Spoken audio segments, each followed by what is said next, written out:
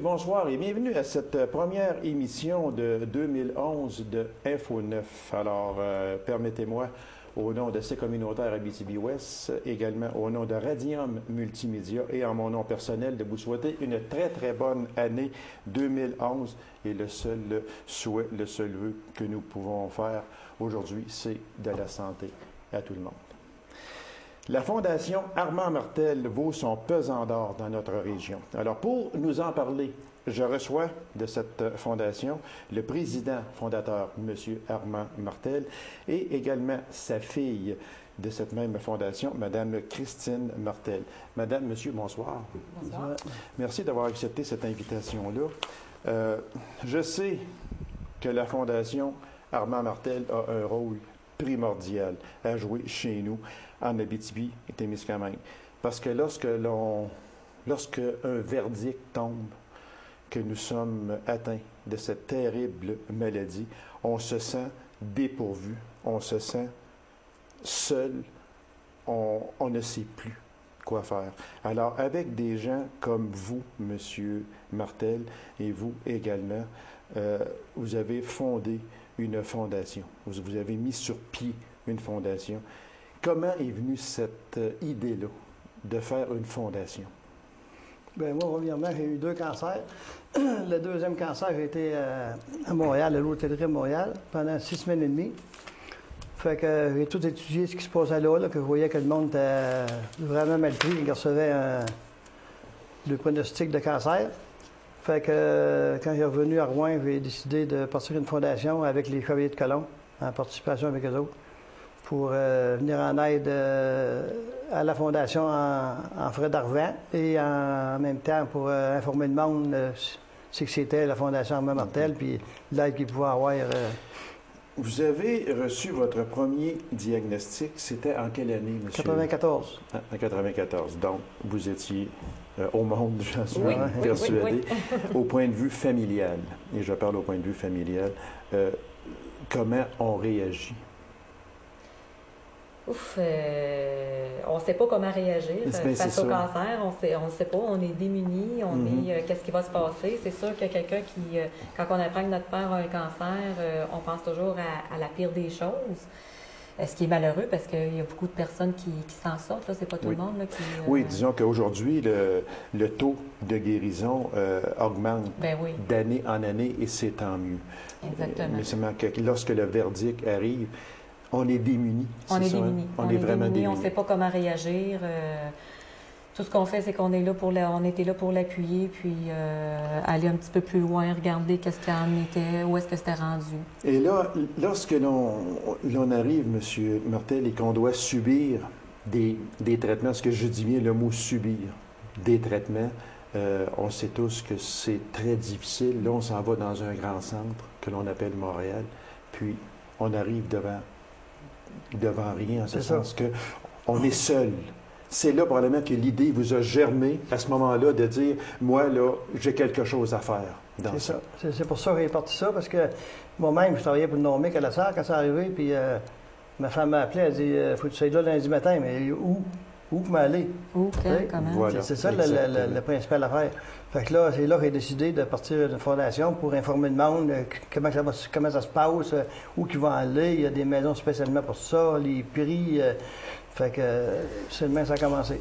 L'important aussi, c'est que lui, il a jasé tellement avec le monde là-bas. Il a été 6 semaines et demie à la fondation, à l'hôtellerie, et il s'est aperçu qu'il n'y avait aucun don, c'était sur pied, ça vivait juste avec les dons des personnes, des commerces et tout ça. Il n'y a aucune subvention gouvernementale et 80 de la clientèle provient de l'Abitibi-Témiscamingue. Donc, en fondant sa fondation, c'est pour les gens de notre région. Là, 80 servent pour les gens de notre région. C'est là l'important aussi. Dites-moi une chose, M. Martel. Dans votre fondation, est-ce que vous recevez de l'aide gouvernementale? Non. Vous n'avez aucune aide gouvernementale? Moi, j'en ai pas, puis la Fondation québécoise n'en a pas non plus. C'est juste avec des... J'arrive de là, Montréal, il faut que je retourne encore le 21 décembre, avoir des piqûres. Puis, ils ont dit qu'une fondation comme moi, là, 10 000 par année, c'est pas gros. Ils ont dit que c'était tellement important pour eux autres parce qu'il n'y en a presque pas. Ils ont dit que c'est à peu près le seul qui a une fondation de même là, à long terme. Là. En tout cas, les gars étaient bien contents. Le docteur qui est parti ça là, en 88. Il savait comment envoyer l'argent par cœur de même, sans me voir. En fait, il m'a vu en 98 une fois. Ça existe depuis combien d'années, cette fondation-là? Ben moi, j'ai commencé en 97, j'étais à Montréal. J'ai commencé en 98, tranquillement. Là. J'avais ramassé 600 $ à peu près dans un mois et demi, avec mes amis là, que je connaissais, puis 5 piastres ici, 20 piastres là. Puis après ça, ben, l'autre année, ça a été 5 000. L'autre, après ça, on commençait à 10 000. Puis là, on se tient dans 10 000 par année, avec tout ce qu'on fait. Puis là, on grossit tout le temps avec notre site web. Puis c'est ça, là, Daniel Bernard va rentrer dans le décor. On lui a jamais demandé, mais ça s'en vient. Ah, il faut que vous alliez voir le député en place, monsieur. On va commencer Puis d'ailleurs, on est en janvier, puis M. Bernard, je le reçois très bientôt. Et ce sera une de mes questions. Je vous promets que j'aurai, et M. Bernard, si vous prenez l'émission, apportez votre réponse avec vous. Parce que ça va me prendre une réponse. C'est une personne que je connais personnellement. Et que je connais très bien, et je n'en veux pas aux députés, absolument pas. Mais sauf que ça serait intéressant que le bureau de Daniel Bernard, qui est député libéral, député au pouvoir, puisse peut-être essayer de faire quelque chose pour la Fondation Armand Martel, et je vais lui poser la question ici, et puis je vais vous donner sa réponse également. Soyez assurés de ça. Est-ce que, juste parler de, qu'est-ce que l'hôtellerie de Montréal? Il n'y a pas là qui est affilié, pas affilié à la Fondation Armand Martel, mais on parlait ici là, de l'hôtellerie de la Fondation québécoise du cancer. Oui, les autres, ils ont 4 maisons. Non, une à Montréal, une à Gatineau, une à Trois-Rivières, une à Sherbrooke. OK. Ça, c'est les places qui reçoivent le monde des régions éloignées comme nous autres. OK. Ça, là, en fin de compte, la mission de la Fondation Armand Martel, c'est d'aider, les personnes atteintes de cancer. C'est d'appuyer, c'est ça. Et quand on parle, là, est-ce qu'on parle de la famille? Mettons qu'une personne est atteinte de cancer, que ce soit un homme ou une femme, puis son conjoint ou sa conjointe va se déplacer avec cette personne-là pour l'accompagner. C'est là qu'entre en ligne de compte la Fondation Armand Martel. Oui, ils ont des chambres doubles. Qu'ils ont, avec un papier de docteur, l'accompagnateur a le droit d'y aller au même prix que le malade, à 22 $ par jour au lieu de 35, 40. Là. Fait que c'est pour ça là, que l'accompagnateur peut y aller, le couple, le gars ou la femme. Là. Les hôtelleries les prennent en charge là, dès leur arrivée. Dès leur arrivée. Oui. Est-ce que c'est seulement pour les gens de l'Abitibi-Témiscamingue? Non, s'ils ont de la place, il y a du monde de Montréal ou vers les filles, pas loin, là, qui vont là. Mais en partie, c'est 80 là, ça a été étudié par moi là, pendant plusieurs fois, puis les autres même. 80 du monde, ça vient de la Sarre, Amos, Rouen, Témiscamingue. Avant que, parce que des fois, là, on arrive très, très vite à la conclusion de cette émission-là, mais j'aimerais souligner que vous avez, et c'est tout nouveau depuis décembre dernier, un site Internet. Oui. On a mis sur pied, on a gagné un concours à Rwanda. Puis, pour les organismes à but non lucratif, on a la mise en ligne d'un site Internet qui est en ondes depuis le 10 décembre dernier. Donc, on peut retrouver beaucoup d'informations. C'est certain que c'est toujours évolutif. Puis, on invite les personnes à nous faire parvenir des courriels, des commentaires. Qu'est-ce qu'ils voudraient retrouver sur le site qui n'est pas. On est ouvert à tout ça. Puis, au fur et à mesure, on va l'alimenter puis on va inscrire de l'information. Il y a tous nos numéros de téléphone pour nous rejoindre s'ils ont besoin d'accompagnement, de savoir s'il y a quelqu'un qui a un cancer, de quelle façon ils doivent se prendre, les numéros de téléphone et tout ça. Puis ça, bien, ça fait beaucoup de promotion, puis on est bien fiers de notre site Internet. Bien sûr, c'est garanti. Ça fait longtemps qu'on en voulait un. On peut donner aussi, là, pour se rendre sur le site Internet, c'est www.fondationarmandmartel.com. Fondation, c'est tout ensemble. Oui, Fondation Armand Martel en minuscule.com, et vous allez rentrer dans le site de la Fondation Armand Martel. S'il y a des personnes qui nous écoutent puis qui voudraient participer monétairement à votre fondation, qu'est-ce que ces personnes-là ont à faire? Simplement, soit à nous téléphoner, je peux nommer le numéro de téléphone, oui, allez-y. Armand, le 8392. C'est soit par téléphone. Il y a beaucoup de personnes qui connaissent mon père également, là, en ville. Là, il est assez connu. Et sur le site Internet, on a toutes nos coordonnées pour nous appeler et tout ça pour pouvoir donner un don. Alors, vous acceptez les dons, c'est sûr. Le téléphone tous les jours pour des informations. Plutôt, ça se peut de le donner. Quand tu as de l'oncologie avant la radio, ça se peut de le donner, mais je ne sais pas ce qui se passe, ils ne le donnent pas. Fait que le monde appelle chez nous. Là, ils sont pris, ils descendent le lendemain à Montréal, ils ne savent plus que ça fait. Fait que moi, j'appelle, je dis, dites-le, je suis à la Fondation Armand Martel, puis il y a de la place tout le temps. S'ils n'en ont pas, ils font un trou. C'est pas parce que c'est moi, mais j'ai très connu. Très bien coté à la Fondation.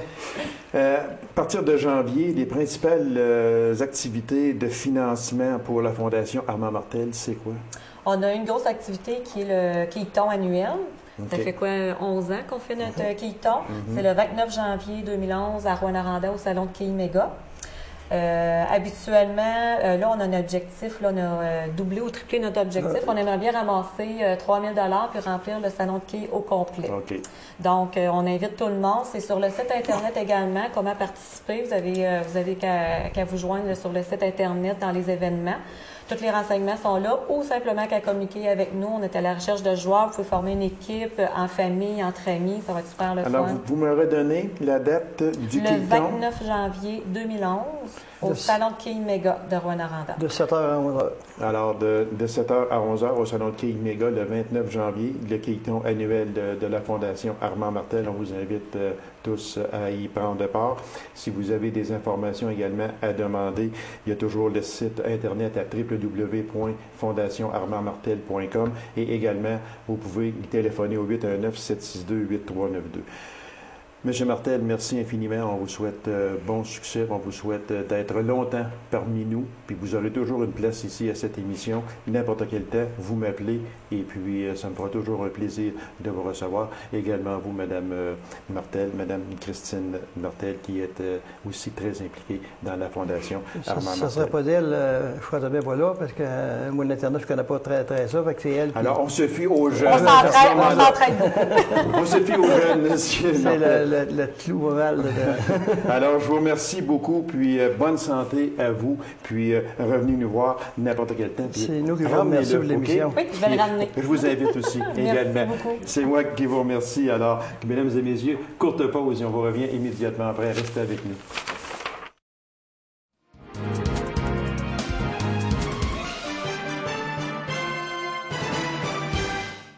Qu'est-ce que revitalisation Lassar? Alors, pour nous en parler, je reçois l'agente de projet à la ville de Lassar, Mme Joanie Desjardins. Madame Desjardins, bonsoir. Bonsoir. Merci d'avoir accepté cette invitation-là, Mme Desjardins. En tout premier lieu, je pense, pour bien situer les gens, moi, si je vous posais comme question, qu'est-ce que le projet Revitalisation Lassar? On commence à en entendre parler beaucoup. Alors, mais très souvent, les gens ont de la misère à faire une certaine distinction entre rue principale, Revitalisation et Lassar. Alors, on va revenir tantôt sur rue principale, mais là, qu'est-ce que le projet Revitalisation Lassar? En fait, Revitalisation Lassar, c'est un projet de revitalisation, tout simplement, pour revitaliser autant... on a différents aspects. On veut toucher l'animation, la promotion des activités dans la ville pour les citoyens. On a le développement économique aussi, les commerces, tenter d'aller chercher des commerces qu'on aurait plus de besoin au centre-ville, des choses comme ça. On a l'amélioration physique aussi des bâtiments. On a certaines actions qui ont été mises qui ont été faites pour ce volet-là. En fait, c'est tout simplement revitaliser notre ville pour donner une meilleure qualité de vie aux citoyens. Et pour la mettre plus accueillante encore, est-ce qu'on peut dire ça de même? Oui, c'est sûr. Autant pour les citoyens, tout d'abord pour les citoyens, rendre leur ville, qu'ils soient fiers de rester dans leur ville, qu'ils soient heureux, qu'il y ait une bonne qualité de vie, mais aussi pour les visiteurs, que quand ils arrivent dans la ville de Lassar, que ça fasse un wow. Tout le monde le sait, on passe pas à Lassar, on se rend à Lassar. Donc on veut que les gens aient une raison de se rendre à Lassar. Ça, c'est bien dit, parce que les gens, c'est vrai que les gens ne passent pas à Lassar, les gens se rendent à Lassar. Donc, si on veut que les gens continuent à se rendre à Lassar, bien, il faut le mettre Lassar La Sarre est une belle ville aujourd'hui, mais c'est sûr que dans n'importe quelle ville, il y a toujours de l'amélioration à faire. Alors, c'est un peu ce projet-là qui va revitaliser, rendre La Sarre plus accueillante même. Est-ce qu'on peut, oui, on peut dire ça comme ça? On peut dire ça comme ça aussi. On peut dire comme ça, OK. Si on parlait, Madame Desjardins, des enjeux, parce qu'il y a des enjeux dans ça. On vient d'en glisser là, quelques mots, mais disons que l'enjeu principal, c'est d'attirer plus de gens ou de rendre les gens plus confortables. Je pense que le projet, principalement, oui, c'est sûr, de rendre notre ville accueillante, c'est important pour les visiteurs, mais c'est tout d'abord, c'est pour les citoyens de la Sarre qu'on veut le faire, le projet. Là. On veut que les gens, les Lassarois, soient fiers de rester à la Sarre, puis qu'ils aient un sentiment d'appartenance à leur ville, qu'ils soient heureux dans leur ville. Est-ce que la population a quelque chose à dire dans ça? Sûrement, parce qu'en fin de compte, c'est pour eux autres que vous faites ça. Parce que vous venez de dire qu'il faut rendre les gens plus heureux, plus fiers de rester à la Sarre, les gens qui demeurent à la Sarre. C'est sûr que c'est la même chose pour les visiteurs, mais le but premier, c'est de rendre les gens qui demeurent à la Sarre heureux. Donc, pour que les gens se sentent bien chez eux, pour que les gens soient heureux de vivre à la Sarre, ils ont leur mot à dire, ces personnes-là. C'est sûr, puis on a eu plusieurs consultations publiques aussi depuis le début du projet. On essaie le plus souvent possible de rejoindre les gens via la Sarcelle, principalement la Sarcelle, mais aussi on fait des communiqués, des choses comme ça, pour que les gens soient au courant. Puis on a un comité de gestion, c'est pas pour rien, on a plusieurs acteurs du milieu. 3 comités de gestion se forment prochainement. Les citoyens sont invités à s'impliquer si ça les intéresse là aussi. Là. Puis vous avez un porte-parole aussi qui est quand même très connu, très dynamique également. Oui, M. Jacques Poirier de Intersport, qui est là depuis le début du projet avec nous. Madame Desjardins, c'est en novembre 2008, la ville de la Sarre qui s'était vue accorder le statut officiel de village relais. Je n'avais parlé avec M. le maire Hood ici de ça. Est-ce qu'on peut dire que revitalisation, la Sarre, en quelque sorte, découle de ce plan d'action-là? Totalement. Revitalisation de la Sarre découle du plan d'action Village Relais. En fait, il était proposé dans le plan d'action de faire affaire avec Rue Principale pour revitaliser notre centre-ville. Donc, vu après quelques recherches, puis vu les résultats qui s'est fait dans les autres municipalités, très intéressant, la ville a décidé d'implanter Rue Principale qui est finalement ressorti avec Revitalisation de la Sarre. Bon, c'est ça. Là, on va essayer de démystifier ça un petit peu, là, parce que quand on parle de rue principale, on parle de revitalisation la Sarre. Revitalisation est quelque chose, rue principale découle ou c'est quoi là exactement? En fait, dites-moi la différence entre les deux. En fait, Fondation Rue Principale est un organisme à but non lucratif de Québec qui chapeaute des municipalités dans leur revitalisation. Donc, nous, Fondation Rue Principale propose une démarche de 3 ans de revitalisation. On a un coordonnateur de projet qui nous chapeaute dans toutes les étapes. Puis c'est de cette démarche-là que Revitalisation la Sarre. En fait, avec Revitalisation la Sarre, ce nom-là, c'était pour donner un nom propre à notre projet à la Sarre. Vraiment pour le distinguer de Fondation Rue Principale, mais on suit la démarche que Rue Principale nous propose. OK. Fait que là, parce que Rue Principale, ça vient au niveau provincial. Oui, même que ça, c'est pas le même nom, là, mais ça va plus loin. Là. Il y en a aux États-Unis, il y en a un petit peu en Ontario. Fait que suite à ça, c'est comme ça qu'est venu au monde un peu Revitalisation la Sarre. C'est en plein ça. On va revenir à Revitalisation la Sarre, Mme Desjardins, parce qu'on parle de 2 grandes étapes qui sont Opération Constat et l'autre, c'est Session Image. Moi, j'aimerais ça qu'on fasse la différence et qu'on explique qu'est-ce que ce sont. En fait, l'Opération Constat et la Session Image faisaient partie du diagnostic de la situation qui s'est fait au tout début de la démarche qui a commencé en juin dernier. L'Opération Constat a eu lieu en juin dernier, 2009.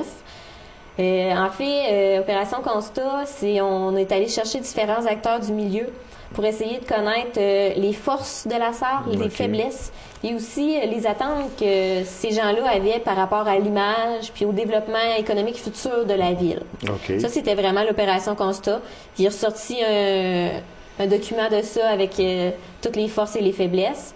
Par la suite, il y a eu la session images. Session images, c'était, on est allé rechercher des images anciennes, récentes, comparer dans le fond, qu'est-ce qui était devenu la ville, qu'est-ce qu'on avait comme cachet dans le temps, puis qu'est-ce qu'on serait capable peut-être d'aller rechercher, les forces de l'image, dans le fond, de la serre, que peut-être que futurement, on serait capable de retourner chercher. Quand on parle d'aller chercher des images anciennes, un peu, mais là, on parle, est-ce qu'on parle des années 30 ou 40, ou on parle d'il y a, disons, 10, 15, 20 ans? On est allé chercher quand même assez loin. Ah là. oui? OK. Oui, il y en avait dans 1930 que. Puis, OK. oui. Ce qui était le centre-ville, la Sarrois, à ce moment-là. C'est ça. C'est sûr qu'on avait à différentes étapes. On est allé chercher, dans le fond, les plus belles photos à différentes étapes. On a travaillé beaucoup. La Société d'histoire a aidé beaucoup pour ces photos-là. Là. Elle avait sûrement un grand rôle à jouer dans ça. Oui, c'est ça. Mais moi, j'étais pas là, par exemple, à ce moment-là, mais je sais qu'on a plusieurs belles photos, là, puis il est ressorti des belles choses. Est-ce qu'on peut dire que c'est quand même, parce que là, quand on regarde aller ça, plus vous en parlez, puis on regarde l'ampleur de ça, c'est quand même très gros.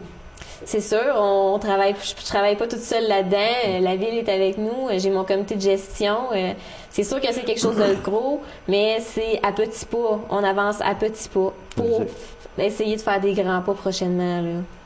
Parce que plus on en parle avec vous, là, puis plus on s'aperçoit que il y a de l'ouvrage ou du travail qui a été fait. Il y en a beaucoup à faire parce que là, on s'en va sur un échéancier de quoi est-ce qu'on peut parler on parlait tantôt ou avant l'émission, peut-être d'une décennie environ, là. Est-ce que ça peut aller aussi loin que ça? C'est sûr que si on regarde les esquisses d'ambiance qui ont été faites, donner une approximation. Qu'est-ce qu'on pourrait aimer avoir dans notre milieu? C'est pas des choses qui se font en 1 ou 2 ans, là. Oui, effectivement, ça peut aller jusqu'à 10 ans, là. Mais il y a plusieurs actions qui peuvent... On a refait un plan d'action. On a des actions que ça va être dans les 6 mois à 1 an, comme qu'il y en a d'autres que c'est plus long, là, c'est sûr.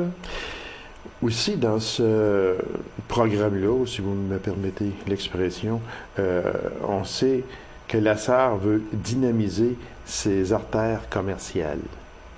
On propose des actions à court, à moyen et à long terme. Moi, j'aimerais qu'on regarde les actions à court terme, c'est quoi, à moyen terme, c'est quoi, et à long terme. On peut aller jusqu'à où? Alors, si on commençait avec à court terme, là, c'est un plan d'action qu'on dit d'environ 6 mois, c'est ça? C'est quoi exactement? Oui, ben en fait, on avait déjà un plan d'action de la première année du projet qu'on a fait, qu'on a élaboré. Ce plan d'action-là est presque déjà tout complété. Donc, dans la dernière étape, où est-ce qu'on, dans le fond, on a eu la consultation publique et on voulait, dans le fond, on voulait dynamiser nos artères. Là, il y a un nouveau plan d'action qui s'est fait à court, moyen et long terme aussi. C'est sûr qu'il y a différents exemples. Je ne sais pas si on peut... oui. On a lancé à Noël dernier, il y a eu un concours de Noël. En fait, ça, c'est de décoration de Noël pour améliorer, décorer nos commerces. Dans les commerces, OK. C'est ça, dans les commerces, autant intérieurs qu'extérieurs. Suite à ça, il pourrait peut-être avoir un concours de fleurs. Ah, OK, au printemps. Des choses comme ça, oui. Printemps-été, OK. Oui. Si je regarde... Parce que... c'est sûr que on planifie plusieurs activités. Comme on aimerait faire quelque chose à Pâques cette année. Fait qu'en fin de compte, vous suivez un peu le calendrier, si on peut s'expliquer ici. Dernièrement, aux fêtes passées, en 2010, il y avait la décoration des commerces intérieurs, extérieurs. Vous avez demandé aux commerçants le plus possible de décorer, de rendre ça joyeux, de rendre ça gai. Après ça, dans une autre étape prochaine, qui peut être, comme vous l'avez si bien dit, Pâques, décoré pour Pâques ou peu importe. Après ça, on va aller probablement avec, durant l'été, les fleurs, etc. Alors, vous suivez ce genre dans les différents volets, là, autant le développement économique, l'animation, la promotion, l'amélioration physique. Quand on parle de... Bon, là, on est en janvier 2011, on parle de programme de financement d'esquisse. Oui. Qu'est-ce que c'est, ce programme-là? En fait, on a fait faire 2 esquisses d'ambiance. Nous, c'était compris c'était dans la démarche, qui ont été dévoilées au scénario de revitalisation. Rue principale fait aussi des esquisses pour des commerces ou pour des tronçons de rue, en fait. Un commerçant veut prochainement rénover. OK. Donc, il peut se faire un esquisse pour aller voir le plein potentiel de son bâtiment. Donc, nous, en collaboration avec le CLD, on paie on paie 2/3 de l'esquisse, en fait, jusqu'à concurrence de 800 Fait que, fait que vous êtes un peu genre de conseillère ou de conseiller, un peu. Ils peuvent venir vous voir, j'aimerais avoir telle chose. Est-ce que ça se fait? Est-ce que je peux avoir une subvention pour le faire, comme vous l'avez dit? C'est sûr qu'on n'est pas au niveau... Ben, l'esquisse, on paye un 2/3. Okay. Mais je veux dire, niveau rénovation, on n'en est pas là encore. Okay, on aimerait prochainement, mais on n'en est pas là encore. OK. C'est vraiment l'esquisse qu'on paie une partie. Si on parlait aussi de formation, il y a 3 sous-comités. Oui.